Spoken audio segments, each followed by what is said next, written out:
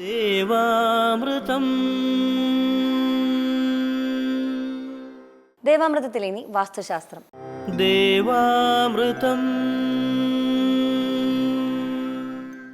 വാസ്തു ജ്യോതിഷപരമായ പ്രശ്നപരിഹാരങ്ങൾ നമുക്ക് നിർദ്ദേശിച്ചു തരുവാനും ഒപ്പം വാസ്തുശാസ്ത്രത്തെക്കുറിച്ച് നിരവധിയായ സംശയങ്ങൾക്ക് ഉത്തരം പറയുവാനും ഒക്കെയായി പ്രമുഖ വാസ്തു ജ്യോതിഷാചാര്യൻ ശ്രീ ഡെന്നിസ് ജോയാണ് നമ്മളോടൊപ്പം ഉള്ളത്. അദ്ദേഹത്തെ ഏറെ ആദരവോടെ ഒട്ടേറെ സ്നേഹത്തോടെ നമുക്ക് സ്വാഗതം ചെയ്യാം ഇന്നത്തെ അധ്യായത്തിലേക്ക്. നമസ്കാരം. നമസ്കാരം. ഇന്നത്തെ കത്തിലേക്ക് പോകാം. ഏറെ ബഹുമാനം നിറഞ്ഞ ഡെന്നിസ് ജോയ് സാറിന്, ഞാൻ എൻ്റെ പഴയ വീട് ഒന്ന് പുതുക്കി പണിയുവാൻ ആഗ്രഹിക്കുകയാണ്.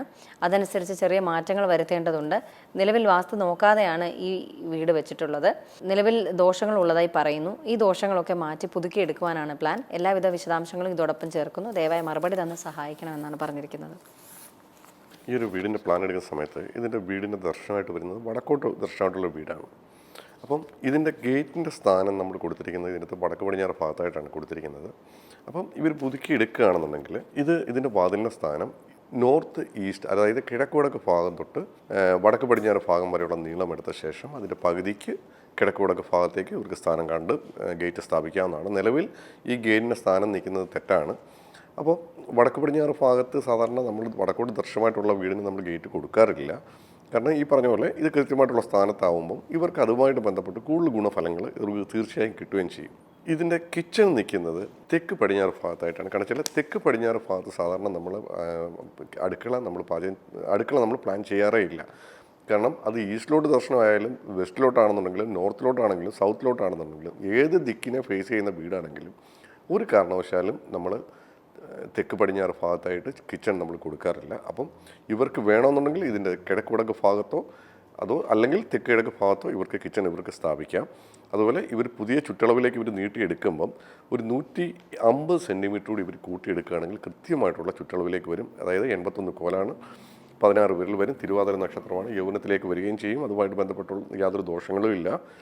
അതുപോലെ ഇവരുടെ മെയിൻ ഡോറ് മദ്യം വിട്ടിട്ട് നോർത്ത് ഈസ്റ്റ് ഭാഗത്തേക്ക് ആക്കുകയാണെങ്കിൽ കൂടുതൽ ഗുണഫലങ്ങളാണ്. കാരണം വെച്ചാൽ ഇപ്പം വടക്ക് പടിഞ്ഞാറ് ഭാഗത്തായിട്ടാണ് ഇവരുടെ മെയിൻ വാതിലും കൊടുത്തിരിക്കുന്നത്, മെയിൻ ഗേറ്റും കൊടുത്തിരിക്കുന്നത്. ഇത് രണ്ടും ഇവർക്ക് ദോഷഫലങ്ങൾ ഉണ്ടാക്കുന്നതാണ്. അതുപോലെ ഇവർക്ക് നിലവിലൊരു കാർ പോർച്ച് ചെയ്യണമെന്ന് പറഞ്ഞിരിക്കുന്നുണ്ട്. ഇവർക്ക് നിലവിൽ കാർ പോർച്ച് ചെയ്യാനായിട്ട് ഇപ്പോൾ നോർത്തിലോട്ട് ഫേസ് ചെയ്യുന്ന വീടായതുകൊണ്ട് ഒന്നുകിൽ ഇതിൻ്റെ നോർത്ത് വെസ്റ്റ് ഭാഗത്തായിട്ട് ഇവർക്ക് കാർ പോർച്ച് ചെയ്യാം, അതായത് വടക്ക് പടിഞ്ഞാറ് ഭാഗത്ത് കാർ പോർച്ച് ചെയ്യാം. അല്ലെന്നുണ്ടെങ്കിൽ വടക്ക് ഭാഗത്തായിട്ട് 2 തൂണ് മാത്രം കൊടുത്തിട്ട് ഷെയ്ഡ് പോലെ ആക്കിയിട്ട് ഇവർക്ക് കാർ പോർച്ച് കൊടുക്കാൻ പറ്റും. പക്ഷേ സെൻട്രലായിട്ട് നമ്മൾ കാർ പോർച്ച് കൊടുക്കുകയാണെങ്കിൽ അത് 2 തൂണ് മാത്രമേ വരാവൂ. പക്ഷേ ബേസിക് ഫൗണ്ടേഷൻ കൊടുക്കാൻ പാടില്ല. അതുപോലെ പടിഞ്ഞാറ് ഭാഗത്തായിട്ട് ഇവർ ഒരു കുളിമുറി ഇതിൻ്റെ നിലവിലായിട്ട് നിൽപ്പുണ്ട്. കാരണം വെച്ചാൽ യാതൊരു കാരണവശാലും നമ്മുടെ തെക്ക് പടിഞ്ഞാറ് ഭാഗത്ത് ടോയ്ലറ്റ് പാടില്ല. അപ്പോൾ ഇവർ പുതുക്കി എടുക്കുന്ന സമയത്ത് ആ ടോയ്ലറ്റ് പൊളിച്ച് കളഞ്ഞിട്ട് ആ ഭാഗം മിറ്റമായിട്ട് കൂട്ടി ജോയിൻറ്റ് ചെയ്യുക. ആ ഭാഗത്ത് സെപ്പറേറ്റ് ടാങ്ക് ഉണ്ടെങ്കിൽ അതും പൂർണ്ണമായിട്ട് ഒഴിവ് ചെയ്ത് കളയുക. ഇത്രയും കാര്യങ്ങൾ മാത്രമേ എനിക്ക് ഇതിനകത്ത് വാസ്തുവിൻ്റെ കംപ്ലൈൻ്റായിട്ട് ഇതിനകത്ത് കാണുന്നുള്ളൂ. പിന്നെ വടക്ക് പടിഞ്ഞാറ് ഭാഗത്തെ ഗേറ്റ് മാറ്റി കഴിയുമ്പോഴത്തേക്ക് ഇവർക്ക് ബിസിനസ് പരമായിട്ടൊക്കെ കുറച്ചുകൂടി നല്ല ഇമ്പ്രൂവ്മെൻ്റ് ഉണ്ടാകുന്നതിന് അത് കാരണമായി തീരുകയും ചെയ്യും. നമ്മൾ സ്റ്റെയർ കേസിനോട് ചേർന്ന് ഇപ്പോൾ പല ഡയറക്ഷനിൽ കുറച്ച് സ്റ്റൈലിൻ്റെ പുറകെ പോയിട്ട് ചിലപ്പോൾ കുറേയധികം വെറൈറ്റി കൊണ്ടുവരാൻ വേണ്ടിയിട്ട് ശ്രമിക്കാറുണ്ടല്ലോ. അത്തരത്തിലൊരു ശ്രമം ഉണ്ടാവുകയാണെങ്കിൽ നമുക്ക് അരുത് എന്ന് ഉപദേശിക്കത്തക്ക വിധത്തിലുള്ള എന്താണ് കയ്യിലുള്ളത്? ഇല്ല, ഇപ്പം എന്താ പറയുക, എനിക്ക് മാക്സിമം വരുന്നതൊക്കെ ഇപ്പോൾ ഒരു 4 സെൻറ്റ് അല്ലെ 5 സെൻറ്റ് സ്ഥലങ്ങളിൽ നിൽക്കത്തക്കോണുള്ള വീടുകളായിരിക്കാം നമുക്ക് വരിക. അപ്പോൾ നമുക്ക് സ്റ്റെയർ കേസ് ആണെന്നുണ്ടെങ്കിലും അതിനകത്ത് ഒരു സ്പേസ് പോലും നമുക്ക് വെറുതെ കളയാനില്ല. കാരണം ഒരു സൈഡിലായിട്ട് നമ്മൾ സ്റ്റെയർ കേസ് ഒക്കെ വെച്ച് കഴിയുമ്പോൾ അതിൻ്റെ സൈഡിൽ ഒത്തിരി ബ്ലാങ്ക് സ്പേസ് ഒരുപാടുണ്ടാവും. അപ്പോൾ അത് യാതൊരു ആവശ്യങ്ങൾക്ക് നമുക്ക് യൂസ് ചെയ്യാൻ പറ്റില്ല. വർക്ക് ഏരിയയോടൊക്കെ ചേർത്തായിരിക്കും നമ്മൾ സ്റ്റെയർ കേസ് പ്ലാൻ ചെയ്യുക, ചെറിയ സ്പേസ് ആണെങ്കിൽ. അപ്പോൾ അതിന് അടിഭാഗത്തായിട്ട് ഇവർക്ക് വേണമെന്നുണ്ടെങ്കിൽ ഈ പറഞ്ഞ പോലെ സ്റ്റോറേജ് റൂമായിട്ടോ സ്റ്റോർ ചെയ്യാനോ ഒക്കെ ഉള്ള സ്പേസ് ആയിട്ട് യൂസ് ചെയ്യാൻ പറ്റും. കൂടുതലും നമ്മൾ താഴെ അധികം ഒറ്റ ലെവലിലുള്ള സ്റ്റെയർ കേസ് ആയിരിക്കും കൊടുക്കുക, ബാക്കിയെല്ലാം ഭിത്തിയെ കൂടെ പോകുന്ന രീതിയിലായിരിക്കും നമ്മൾ കൊടുക്കുക. അപ്പോൾ താഴെ ഒരു സ്പേസ് നമുക്ക് നഷ്ടപ്പെടുന്നില്ല. ആ സ്റ്റെയർ കേസിൻ്റെ താഴ്ഭാഗത്തായിട്ട് നമുക്ക് ഈ പറഞ്ഞ പോലെ ചിലപ്പം നമുക്ക് ചെറിയ കബോർഡുകളൊക്കെ കൊടുത്തു കഴിഞ്ഞാൽ ചിലപ്പം നമുക്ക് ഒരു ഷോ കേസ് പോലെയൊക്കെ നമുക്ക് വേണമെങ്കിൽ എടുക്കാൻ പറ്റും. അല്ലെങ്കിൽ ഈ പറഞ്ഞ പോലെ നമുക്ക് കുറച്ച് സ്റ്റോറേജ് സ്പേസ് ആയിട്ട് യൂസ് ചെയ്യാൻ പറ്റും. പക്ഷേ എനിക്ക് വരുന്ന പ്ലാനുകളിൽ കൂടുതലും ഇപ്പം ടൗൺ ഏരിയയിലൊക്കെ ഉള്ള 4 സെൻറ്റ് സ്ഥലങ്ങളും 5 സെൻറ്റ് സ്ഥലങ്ങളും ആയിരിക്കും. കുറച്ച് ഏരിയ ഒരുപാടുണ്ടെങ്കിൽ നമുക്ക് ഈ പറഞ്ഞ പോലെ നമുക്ക് എന്ത് വേണമെങ്കിലും നമുക്ക് ചെയ്യാനുള്ള സ്പേസ് ഉണ്ടാവും. ചെറിയ ഏരിയയിലുള്ള പ്ലാൻ വരയ്ക്കാനാണ് നമുക്ക് ഏറ്റവും കൂടുതൽ ബുദ്ധിമുട്ട്. കാരണം വെച്ചാൽ അതിൻ്റെ വാസ്തുവിൻ്റെ കണക്കനുസരിച്ച് വാസ്തുവിൻ്റെ എല്ലാ കാര്യങ്ങളിലും ഒരു 90% നമ്മൾ അതിനകത്ത് വരുത്തിയിട്ടായിരിക്കും നമ്മൾ ചെയ്യുക. അപ്പം ചെറിയ സ്പേസുള്ള വീട് ചെയ്യുമ്പോൾ കുറച്ചുകൂടി ബുദ്ധിമുട്ടാണ്. വലുതാകുമ്പോൾ നമുക്ക് ഇഷ്ടം പോലെ സ്ഥലമുണ്ട്, സ്റ്റെയർ കേസ് നമുക്ക് നല്ല രീതിയിൽ നമുക്ക് പ്ലേസ് ചെയ്യാൻ പറ്റും. ചെറിയ വീടാകുമ്പോൾ കുഴപ്പമില്ല, ഈ സ്റ്റെയർ കേസിൻ്റെ അടി വരുന്ന ഭാഗം പോലും നമുക്ക് ഒട്ടും സ്പേസ് കളയാൻ പറ്റില്ല. അപ്പോൾ ആ ഭാഗത്ത് ഈ പറഞ്ഞ പോലെ നമുക്ക് ചിലപ്പം വല്ല സ്റ്റോറേജ് സ്പേസ് ആയിട്ടോ അല്ലെങ്കിൽ സ്റ്റോർ റൂമായിട്ടോ അല്ലെങ്കിൽ ഈ പറഞ്ഞ പോലെ ഈ നമ്മുടെ തേപ്പ് മുറിയായിട്ടോ ഒക്കെ ആയിരിക്കും നമ്മൾ യൂസ് ചെയ്യുന്നത്.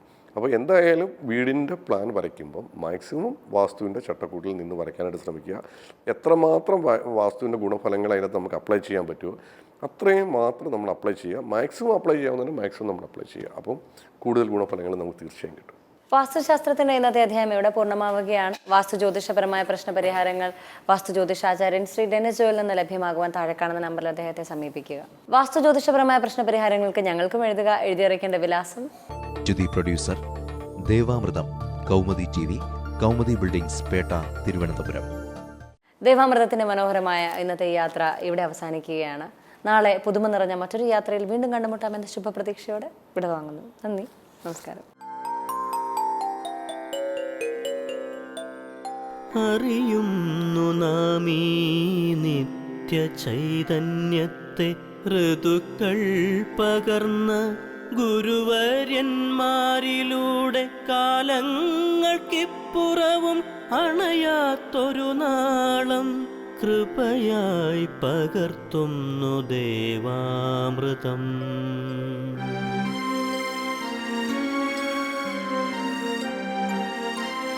മറക്കുന്നു നാം ഇന്നു നമ്മളെ തന്നെ വേദാന്തമില്ലാത്ത